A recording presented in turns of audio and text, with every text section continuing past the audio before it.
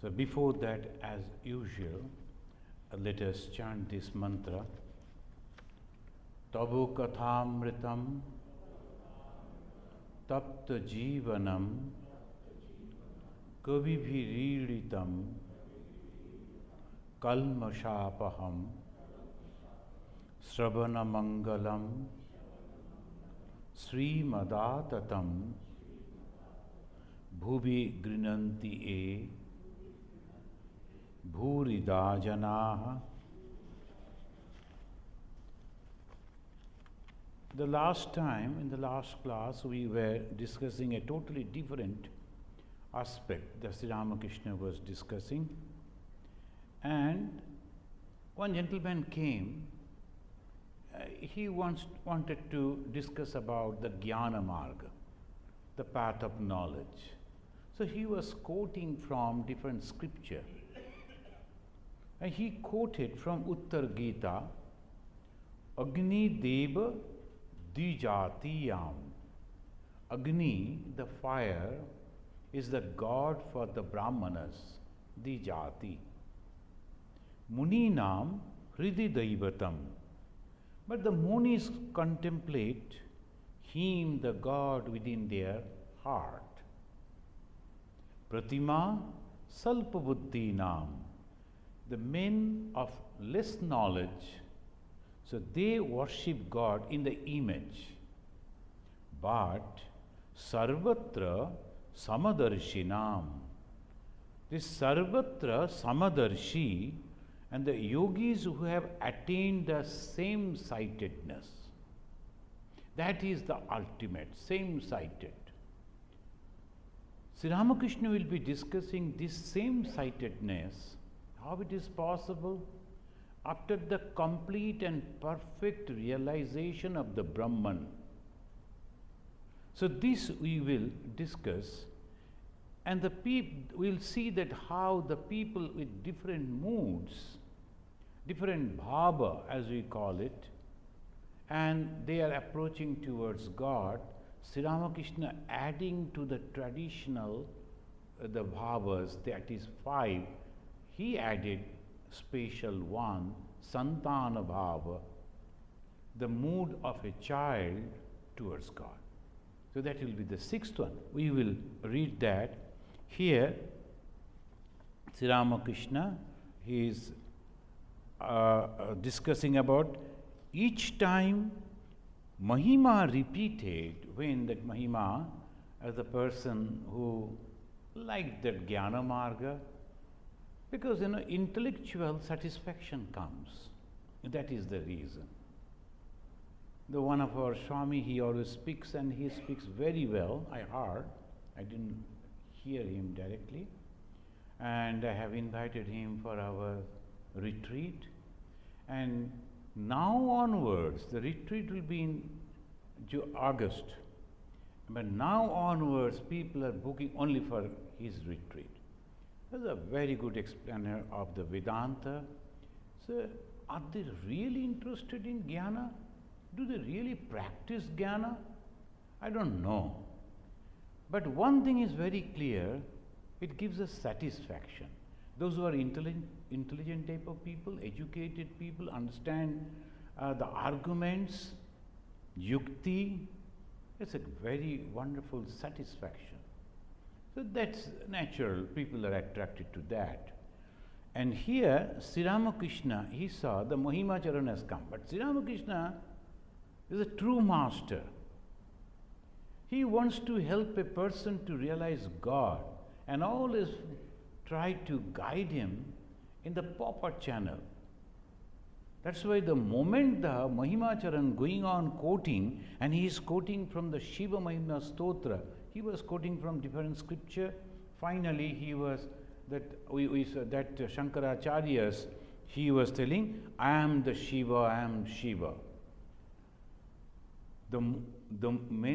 As many times he is repeating that word, and Sri Ramakrishna is repeating again and again with a smile, not I, thou.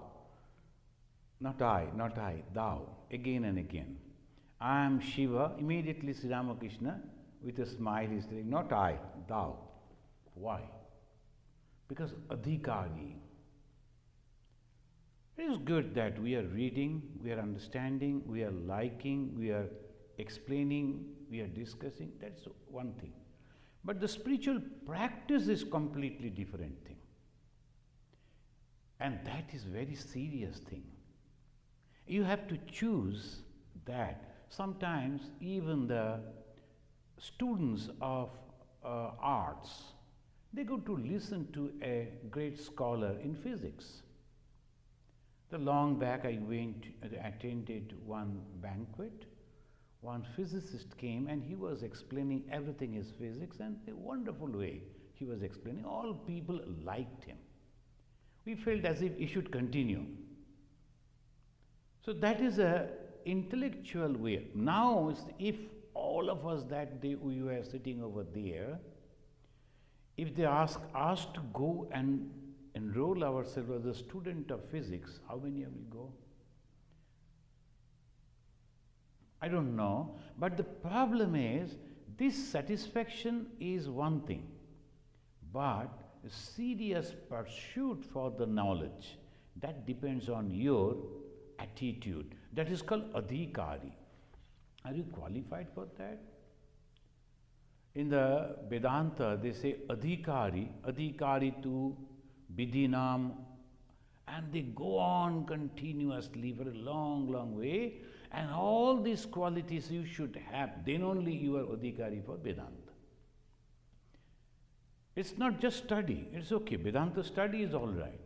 But those who are taking up the path of knowledge as their spiritual path, for them, they have to understand, am I really, truly capable to do this? The majority of the students, they go and choose a wrong path. And after some time, they understand, oh, it is not. By that time, a lot of money has been spent and the time has gone. Now he shifts the other courses. So focus should be. So the teacher, the master, particularly spiritual guide, they must be always guiding you in the proper way. You must study in this way. So this is not your path. You know that wonderful way that one gentleman came, a young man, to become sadhu, monk, in the Ramakrishna mission. And that time, the direct disciple of Sri Ramakrishna, Swami Brahmananda ji, he was the president. This young man came to him. Brahmananda ji told, this is not your path. So you go and study. God will take your service in a different way. That young man afterwards became Netaji Subhash Chandra Bose. He joined in the politics. He became an IAS officer, and then as he joined in the politics, it's a big name in the Indian history. So if he joined as a monk, it would have been a complete failure for him, frustration for him, and everything would have been lost. Recently also, the present Prime Minister of India, Modi, he also came, Narendra Modi, to become a monk. Seeing the monks, the serene and good looking and all this, I like to be monk. But the monk's life is completely different. So Sri Ramakrishna is also guiding proper way, and he is a very good master without hurting the feelings of the Mahimacharan. Whenever he is telling, I am the Shiva, that only one can say who is not having any attachment with the world, complete detached. When you are uttering as a song, so many children, they will be singing, Mano buddhi ahamkara chittani naham, and they will go on singing like that. But what you are telling, you don't have any idea. Sri Ramakrishna is guiding him. Mahima read a few more verses and also a description of 6 psychic centers of the body. So that he was of the yoga. There are fine passages in the Rama Gita, he is telling. He is very fond of quoting from those books. There are some people are there, they are very fond of like this. But look at the master, Sri Ramakrishna. Oh, you are talking about those books? Many people came and discussed about the Rama Gita and all that. It has already been done. He's not giving much importance on that. Only those who are capable to follow, and very few who can really follow the path of knowledge. Because ego. Completely ego-free person can follow the path of knowledge. We will come to that. Mahima recited the description of the Om. Those who read a little and it all is bubbled within their mind, they want to tell it to others to get the appreciation. This is very common. And he was going on quoting, sitting before Sri Ramakrishna, instead of listening to him, instead of hearing from him, getting the guidance from him, he is going on showing up. Sri Ramakrishna didn't say anything, he liked it, but now and then, whenever he is stopping, he is guiding him. It is like the unceasing flow of oil, like the long peel of a bell. So that is the Omkara, here he was explaining. Then afterwards, the Adhar and Mahima saluted the master and departed.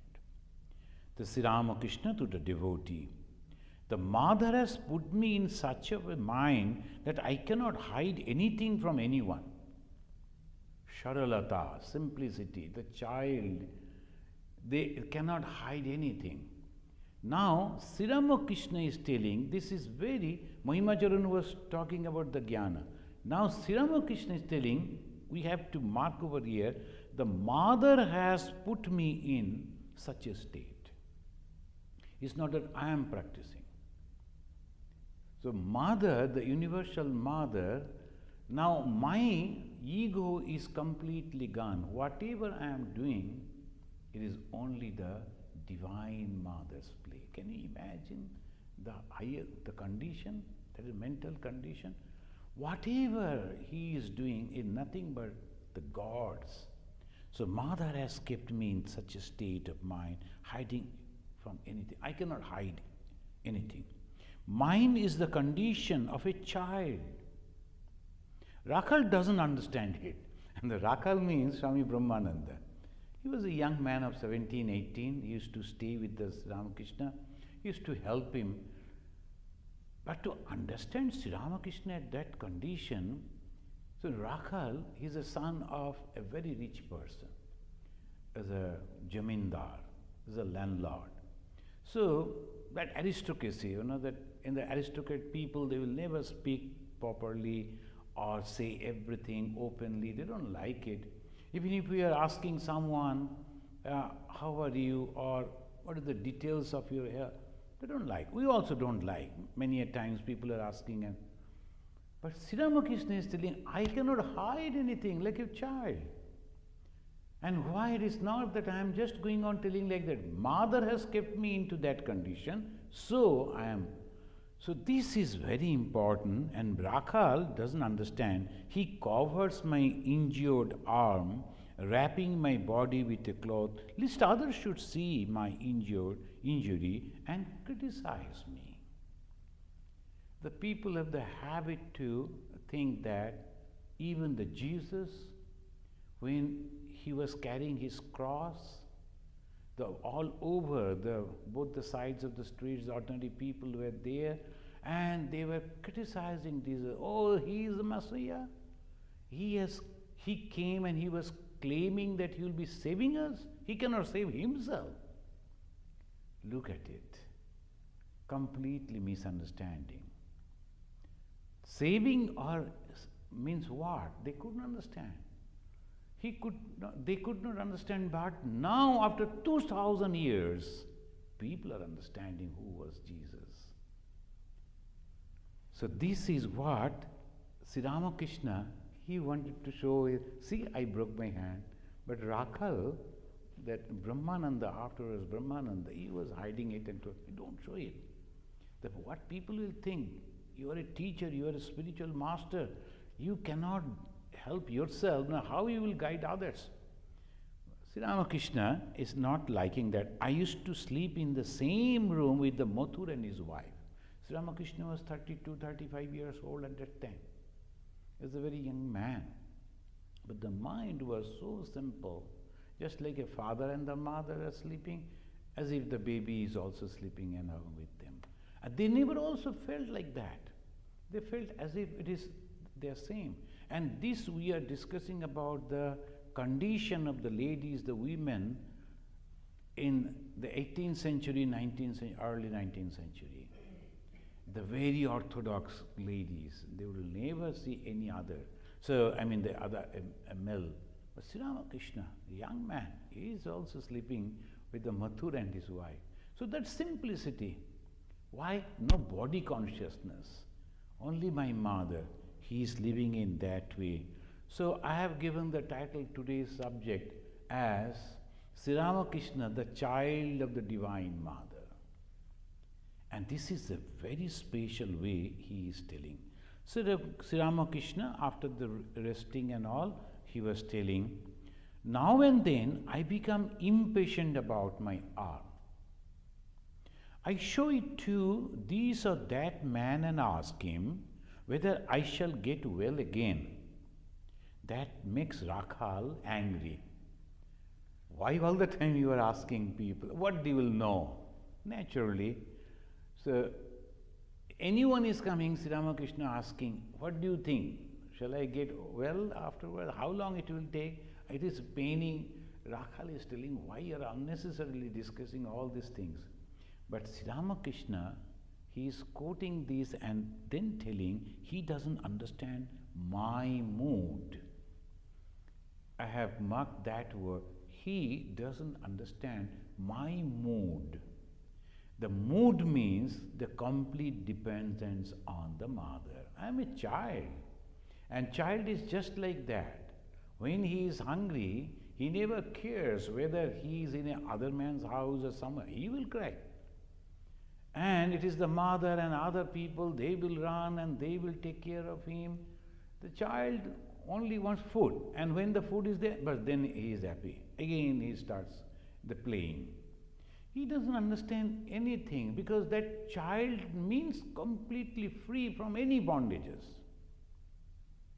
And sometimes we are in great difficulty here in the ashrama. Some children will come and as a prank they see something on the wall. Invariably, other things are there, they won't touch. But that fire alarm, they will go and pull. And then they will hide somewhere. But in the meantime, you have already noticed that. This is the child's prank. It's not that they are going to do something harmful. It's a game, it's a play. Why? The mind is like that. Sri Ramakrishna, he is telling, I am asking, this childlike impatience of mine is nothing new, he is telling. Then he is asking the aim. His disciple, Master Mahasaya, he is telling, can you tell me why I am so impatient? Sometimes he is asking in this way, particularly we find many a times he is asking Master Mahasaya, what do you think about me? Am I progressing in the spiritual path? He is asking him. And what I am telling all these things, is it all right? Why he is asking? One of our Swami, he is analyzing this for two things. One, how far the disciple has understood the master. When he is clarifying, he will, first thing. Secondly, whether he is having any ego or not. Moment anyone getting this type of opportunity or chances is, oh, this man doesn't understand, I have to say. Then he starts guiding him. You should not do this, you should not do that, you should not eat it, you should. Like that. The ego rises up. And they feel, I must guide because the gentleman doesn't understand. Wrong. So this is the way the master wants to check how much the disciple has understood him, the master. So he is asking, can you tell me why I am so impatient? Master Mahasaya is excellent. He never made any mistake. So many times Sri Ramakrishna asked different type of questions. Every time his answer was perfect, with all humbleness. He is telling, your mind, sir, is always absorbed in samadhi. You have kept a fraction of it on your body for the welfare of the devotees. Therefore, you feel impatient now and then for your body's safety.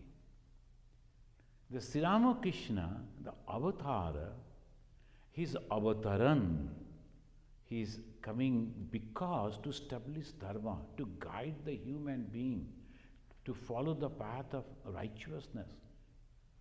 And naturally, the avatara is a great work. He is going and explaining it. How? Just living that life. And naturally, he has to go, he has to meet, he has to talk. If you notice, the Lord Buddha, he traveled all the length and breadth of the country, everywhere. He used to go and meet the ordinary people. Sometimes only rich people, sometimes only famous people, but most of the time he is going and meeting with ordinary people, talking with them, inspiring them en masse. If they are following, then the human generation, next generation, will also be following that path. I have noticed here in America, many of the Indian parents, when they came over here, they were young. So obviously, that attitude was totally different, and the worldly enjoyment, a good car, good building, good everything, all these worldly things are best in America, so enjoy. But afterwards, when they become parents, when they see their children, then they feel we should give them something, some tradition of our country. And they always try to give that. Why?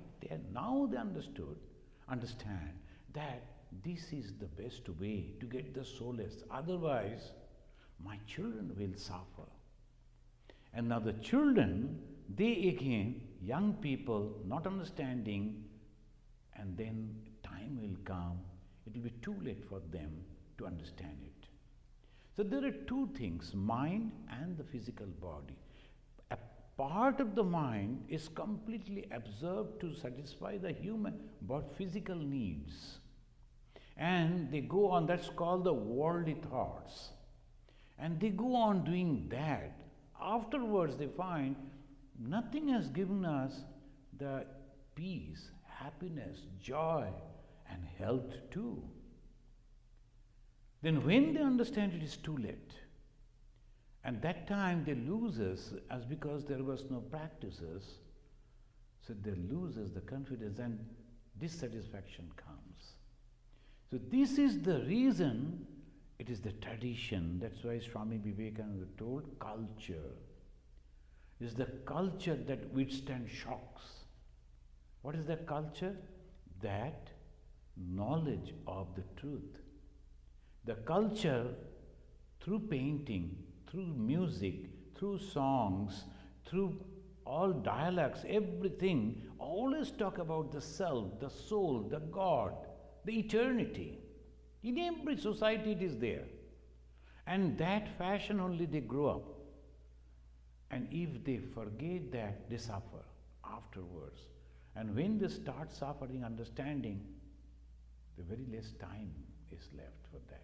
So this is the Sri Ramakrishna, he is telling about that, and he is asking his devotee, why do I feel like that? Why should I be impatient? The Master Masha is telling, because you have kept a little mind on this physical body so that you can help the devotees. And you should go and meet the devotees. They won't come. The holy people, they are going, just like the Jesus, traveling the huge length and breadth of that country, meeting people, talking with them, inspiring them, giving the sermons, telling them the stories, and showing sometimes the miracles also, because that time it was necessary. By that way, he is inspiring people. And Sri Ramakrishna at that time, again, he was trying, But the frail body, what he will do? See the Raman Maharshi, he never traveled. He only lived the life. Because he was a sadhaka. He chose a path, he lived that life, he ended over there. That's all. Sri Ramakrishna is not just a sadhaka, he is an avatara. An avatara has his own responsibility. Sri Krishna, as an avatara, he was having his own responsibility. Nobody was disturbing Sri Krishna because they knew Sri Krishna is very powerful. So naturally he could live his own life without disturbing. Oh, let this Pandava and Kaurava, they fight, it's a family matter, why should I enter? No, he involved into that. When you see the Ramachandra, he is going and traveling and punishing people or rewarding people, appreciating people, guiding people, and each and everywhere, avatara. He came for that particular people and the place and the time. So whatever was necessary, he gave. That is avatara. So this is the ministerial job, they call us, they tell minister. Why? Here in America, they call us minister. Why? Because ministerial job is there. You have to go to the people, you have to talk to them, you have to give them solace, the inspiration, guide them. So this way you have, oh no, I am not going anywhere. If anybody is coming, it's okay. If they are not coming, forget about it. Not like that. So you have to keep your door always open. If anybody is coming with sweet words, you have to inspire. And this is what Sri Ramakrishna was doing. Now that he is behaving in this way, he is asking his devotee, very close devotee, about whom he himself prayed to the Divine Mother. Mother, give him some power, because he lives in the city, Calcutta. And they are only educated people. They are all coming and talking with him, mixing with him. If he gets some power, spiritual power, then through his words, they will get purified. Then that time when they are coming to me, it becomes easy for me to give them proper seeds that will germinate and grow. But if the raw material is coming to me, it is very difficult for me to handle and make them all right. So give them little power. So he was praying for his devotees. So the messengers, so they are going out. Exactly, he gave the power to all these direct disciples. He gave the power and he going on giving the power to all the monks who were going out and preaching, working. Because of his power only it is possible. Otherwise, a person cannot do. Anyone trying all alone, it is impossible. So that proves the presence of God and the power of God, benevolent power.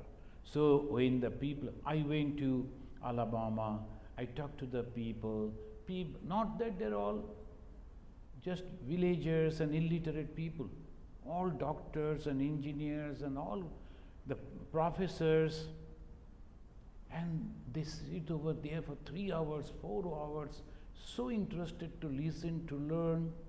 And when we are telling, why don't you come together, discuss among yourself, yes, Swamiji, you will do it. And slowly, slowly, when the 100 people are coming, maybe 10 will be genuine, 10 are trying. That is all right.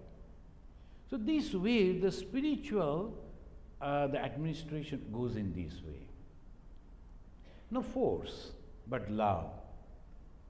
And this can be possible only if the God has given you the power. Otherwise, simply you go and try to do it is impossible. It's not possible. Sometimes 1 or 2 they are trying. They are very good speaker. They speak in this way, but people only listen and enjoy, but don't follow their words. They will never. But this shows that unless the God is giving the power, it is people who won't take the spiritual words. So that they are Sri Ramakrishna, and he says, sir, because you have kept the mind on your body to help us, the ordinary people, so you are worried. Sri Ramakrishna, that is true. Now he is telling, that is true. A little of the mind is attached to the body. It wants to enjoy the love of God and the company of the devotees. This is a very special thing. Love of God and the company of the devotees. The Swami Vivekananda, he fixed the goal for us, Atmana Moksha Jagat Hita. Because we are trying to realize that. So for us, Atma Moksha. Why you have left the hearth and home? Atma Moksha, for the liberation of one's own self. How you will do that? By practicing spiritual discipline.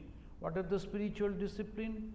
A discipline that you are imposing on yourself, which will make you completely detached from the worldly things.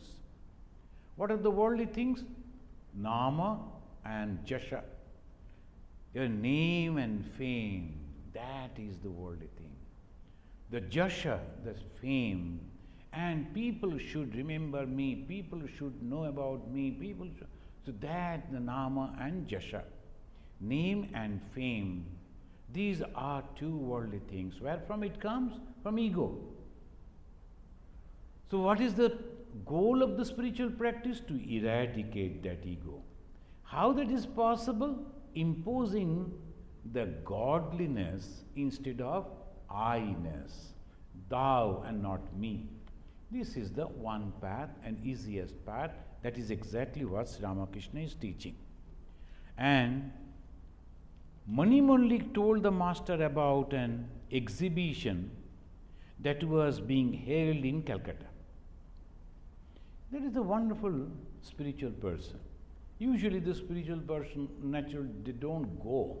Sri Ramakrishna, before Sri Ramakrishna, it was taboo. You are a spiritual man, you should not go to this social, worldly things. Sri Ramakrishna was at ease. In the practice, the traditional practice of India, if you are a spiritual man, you are not supposed to go to those places. You are supposed to in a lonely place, retired, like that. Sri Ramakrishna was so joyful. He used to go to even the theatre. He used to go enjoy and then bless the actor, actresses, and he used to talk to them. How could you do that?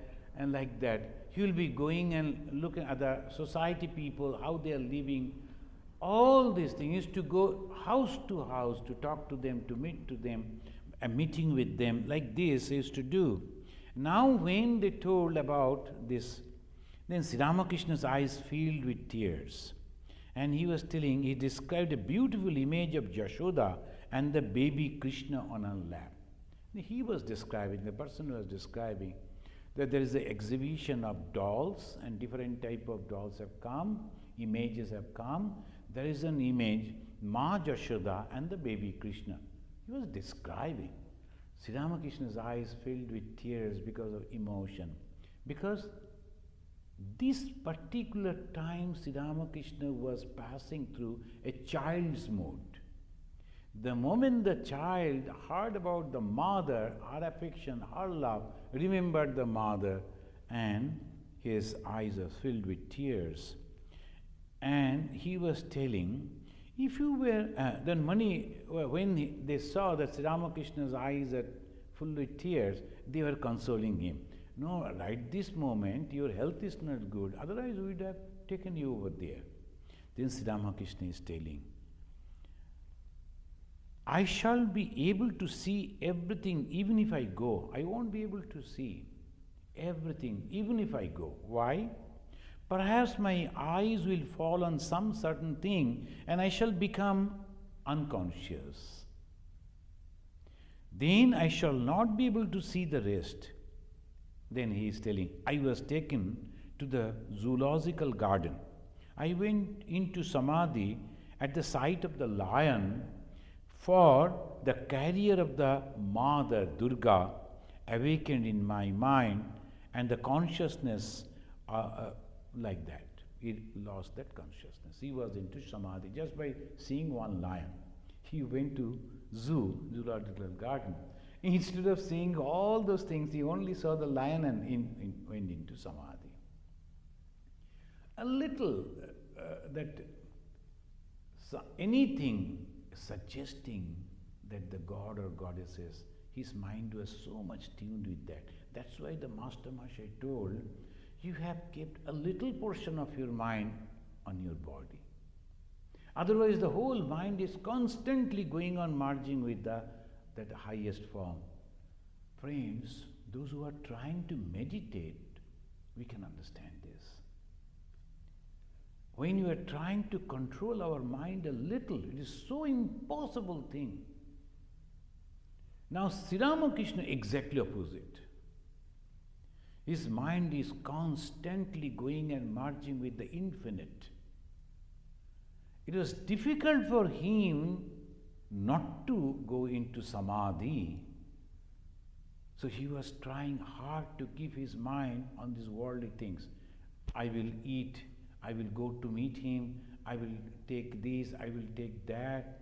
All those things he was going on suggesting his mind so that his mind comes down on the body. So Master Masha, observance was so perfect. And ours is 99% of that. When we try to go to margin, it becomes impossible. And he was telling the Jadumalli, 65 years the Mani Mallik came. He had been a member of the Brahma Samaj for many years, and now Sri Ramakrishna is guiding him, giving him the instruction that would agree with his mood. That is initiation. So Sri Ramakrishna gave him the initiation according to the mood. He used to instruct, you better do in this way, in that way. Though he was attached with the Brahma Samaj, but he was not getting satisfaction. So he has come to Sri Ramakrishna, he was liking him, so he guided him. So this is the way. The master, Pandit Jayanarayan, had very liberal views. I visited him once and liked his attitude. Anyone with a liberal view, he liked these attitudes. And then he was telling to Manilal, once Manilal, he was telling a story. Sri Ramakrishna again and again harping on that particular point that you should be sincere, spending your whole time to achieve the goal. Otherwise it is of no use. Reading this book, that book and all fancy things. And by that way, comparative religion. Then all these and that. Then afterwards there is no time. Manilal, understanding the Sri Ramakrishna's instruction, he was telling a story. Once several men were crossing Ganges in a boat. One of them, a Pandit, was making a great display of his erudition, saying that he had studied various books like the Vedas, the Vedanta, 6 systems of philosophy. He asked a fellow passenger, do you know Vedanta? No, revered sir, I don't know. Okay, Samkhya or Patanjali? Then, no, revered sir. Have you read no philosophy whatsoever? No, revered sir. The Pandit was talking in his vain way, and the passenger sitting in silence when a great storm arose, and the boat was about to sink. Then the passenger said to the Pandit, sir, can you swim? The Pandit said, no. The passenger said, but I can swim. That means you are going to die, but I will swim across the river. So by this story, Sri Ramakrishna repeated this story many times, telling that what will save you, you take that. When there is a difficulty, you know the swimming, particularly in the river, in the water, you must know swimming. Similarly, in this worldly life, there are so many things are there. Instead of going to this variety, you choose one and learn it. That will take you to the other shore, save you.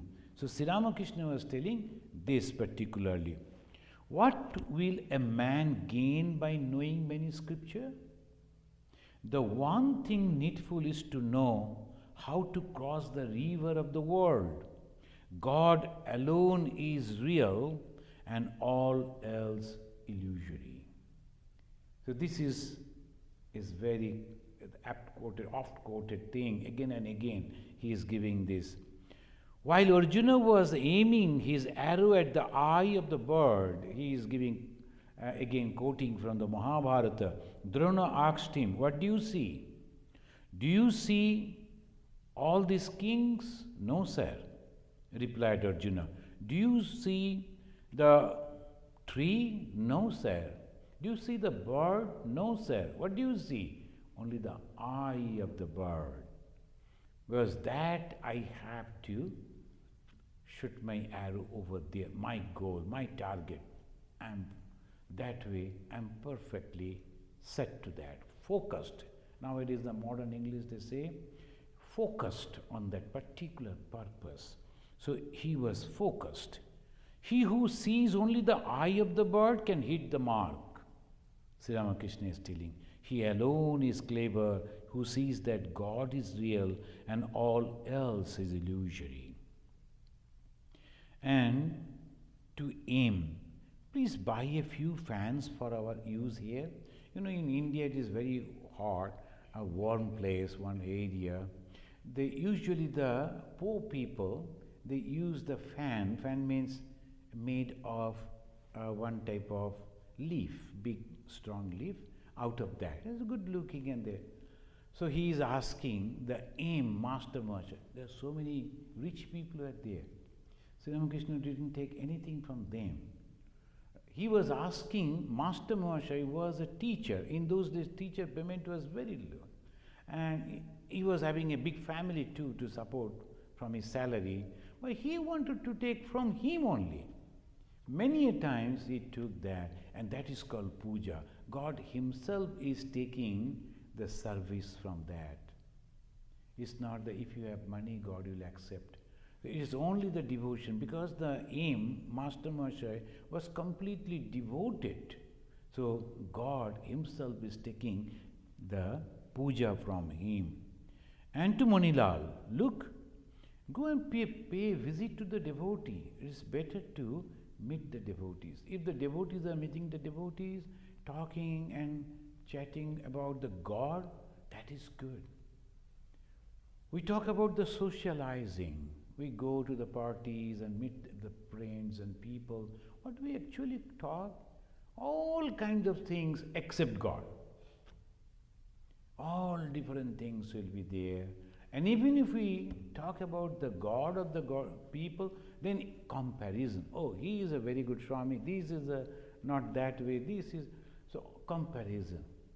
But have we ever talk about that will benefit our mind? We don't. So I am trying to develop the small groups among the devotees, not that all the time connected with the Ramakrishna ideology, different type of people. So I have given the name Vedanta Study Circle. So they come and meet and they discuss about the Vedanta. 1.5 an hour, they'll be reading from the pages of the book and close their eyes for 5 minutes to ponder what has been they were reading. What are the salient points of those teachings? Then afterwards another book, so that continuously on one book, so not like that, and second book, again little meditation, third, again. So their mind becomes calm and they go on listening for 1 hour. So 10 minutes, 10 minutes, 10 minutes, like that it goes. 10 minutes reading, 5 minutes meditation. If they know the bhajan or song, in between. So that way 1 hour, and then afterwards half an hour over a cup of tea, discussions, what they have read hard and what all those things. When they go back, not consciously but unconsciously, they carry the message of life. The art of living, they say, this is the art of living. So unconsciously, unknowingly, the wonderful impressions of spirituality comes. Then at the time of difficulties, those impressions, that will help you. It automatically, it will come up. And here, since my arm was injured, a deep change has come over me. I now delight only in the Naralila. Naralila, the God is the playing in the form of a human being. The human manifestation of God, Nitya and Leela. These are the two Sanskrit words that he is using. Nitya means indivisible Satchidananda. Nitya is constant. The word Nitya Sanskrit means constant, without change. That is Brahman. And the Leela or the sport take various forms. Leela means the waves and different type of forms it takes.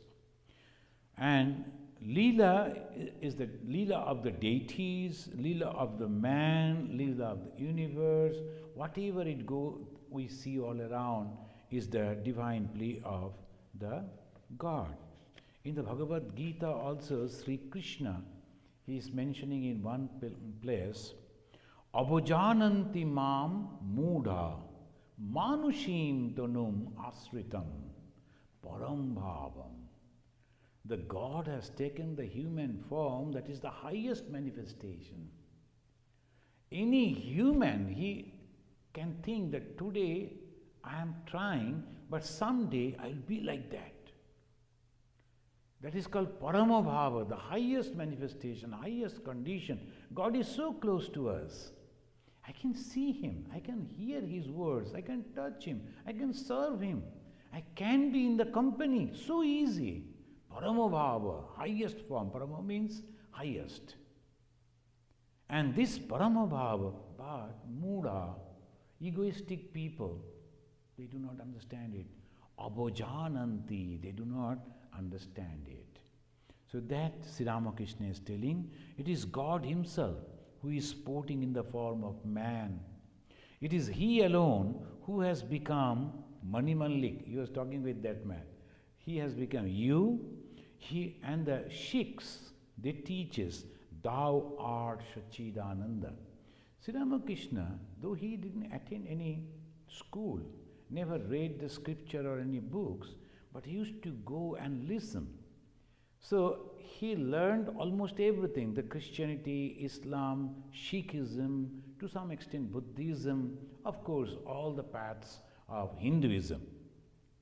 Now and then man catches a glimpse of his real self and becomes speechless with wonder. That those who are practicing meditation, practicing spirituality, sometimes and suddenly they feel that something has happened. A wonderful joy comes. So he is telling, at such time, now we must with concentration, we must listen to this small word. What happens after God realization? What happens after the perfect meditation? See what Sri Ramakrishna is telling? At such time, he swims in an ocean of joy. Ananda is joy. So one who is not in joy, he can never become the Brahma. We cannot consider him the God-realized person.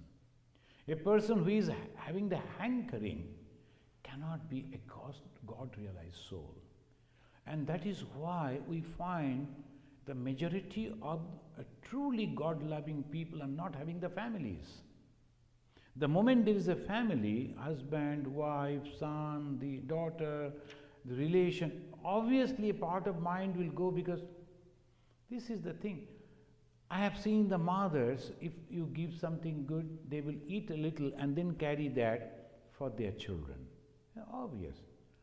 And for us, I don't find anyone for whom to carry, so I eat everything. So not like that.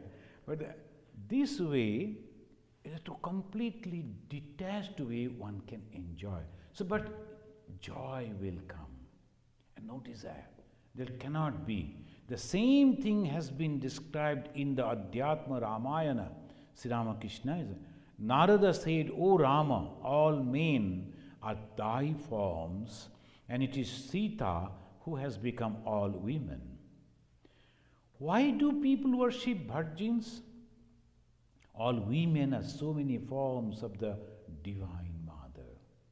But her manifestation is greatest in the pure souled virgins, because the body consciousness has not come. But the human form that we can see in her into the manifestation of the Divine Mother. So Kumari Puja, it is so famous. Kumari means that virgin that they worship. Why do I become impatient when I am ill? Because the mother has placed me in the state of a child. The child depends entirely on the mother. This way, particularly this mood, Sri Ramakrishna is adding one mood. Friends, you know, and there are 5 bhavas. In the Dvaita form, when we are worshipping God, and there are 5 bhavas, mood. And one is Shanta Bhava. Shanta means the mood of the rishis, as self-confident people. They know this is going to happen, this will be all right. They all know about it. Confident, nothing is going to happen, it will be all right. Sometimes when you go to the hospital, we always, our relatives and friends, they go on asking the doctor the same question. Is he going to be all right? Is he going to be all right? Apparently it is so critical. But the doctor looks at it and says, don't worry, it will be all right. Maybe 2-3 days. Have patience. Why? Because he has the experience. He has seen this type of patients and many patients in that way. So they say it is okay. So experience, always it goes in this way. The rishis, they have experienced whole thing, so they become very calm and composed and quiet, self-confident. Whatever they see, it is okay, it will be all right afterwards. Then come the Dasya Bhava, Hanumana, the great personality. He was having all knowledge, no ego. He was having all power, but no ego. His knowledge, his power, his services, his intellect, everything he dedicated for his master's service. It's not so easy. So this is Dasya Bhava, that is, as a servant they do, but Dasya and servant attitude totally different. This Dasya is a complete different type of mood. There are many people, they like to do like that. Vatsalya Bhava, affection of the mother, Ma Jashoda was having. Not that she was not knowing that my baby is not an ordinary baby.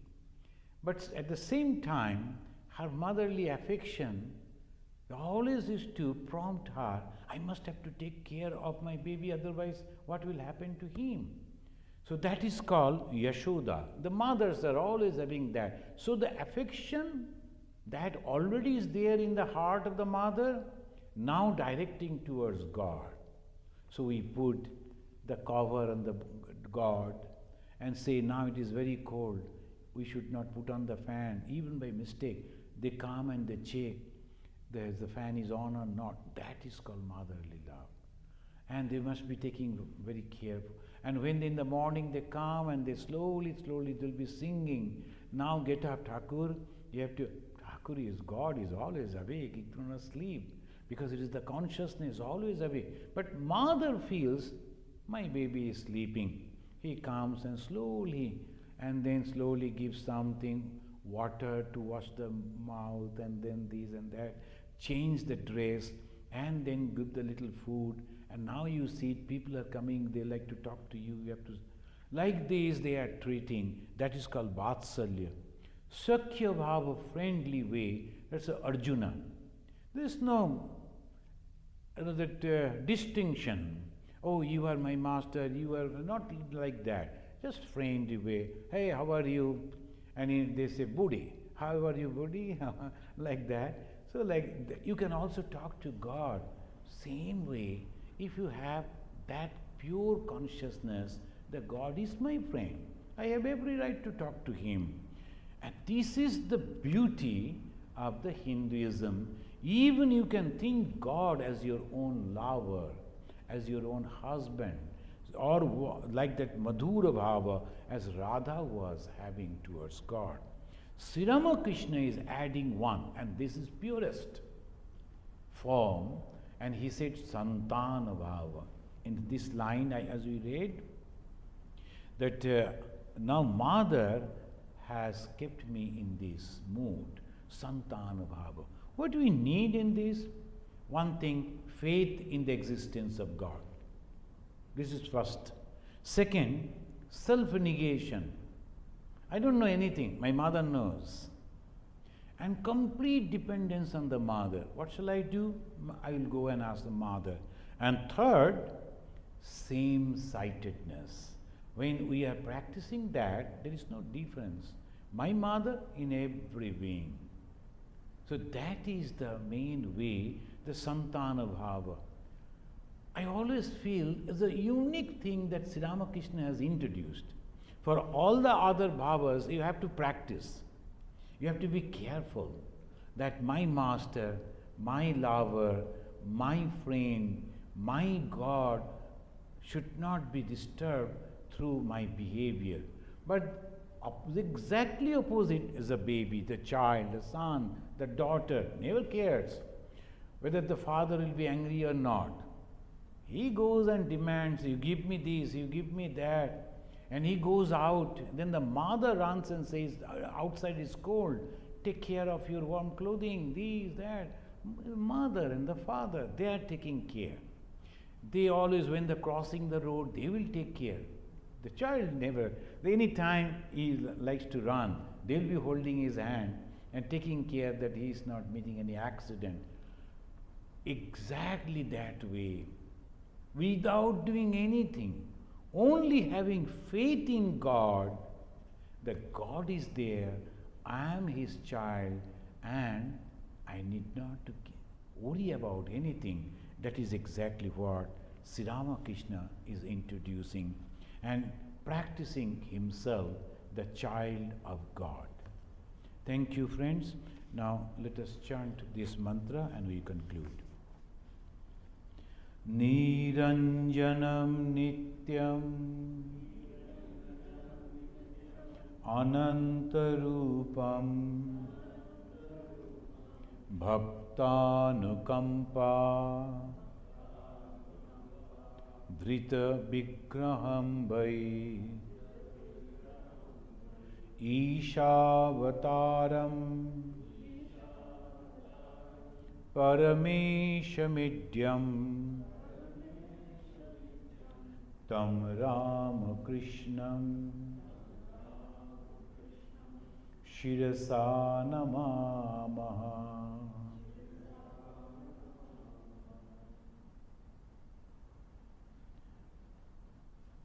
Om Shanti Shanti Shanti. Harihi Om Tat Sat. Sri Ramakrishna Arpanamastu.